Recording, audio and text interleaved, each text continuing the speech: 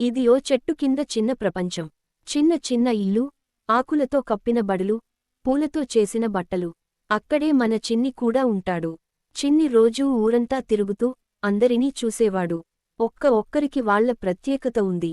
కొందరు తేనె పోతారు, మరికొందరు ఆకులతో బట్టలు కుడతారు. కాని చిన్ని సొంతంగా ఏదైనా చేయాలని కలలొకడేవాడు. అందుకే ఒకరోజు ఓ ఆలోచన వచ్చి పడింది. ఓ చపాతీ బండి పెట్టాలి అనుకున్నాడు. పాత పాల పాకెట్, ఆకుల గిన్నె, తేలికపాటి మట్టిపోయి ఇవి చిన్ని సేకరించాడు. ఆ తర్వాత వేసిన మొదటి చపాతీ చింతపండు చట్నీతో రుచిగా వాసనలేసింది. ఊరంతా పిల్లలు పరుగులు తీస్తూ వచ్చారు. చిన్ని చపాతీ తింటూ ఇంకా కావాలి అని అడిగారు. ఆనందంలో చిన్ని ముఖం మెరిసిపోయింది. ఆ వాసన పక్కింటి పెద్దల వరకు చేరింది.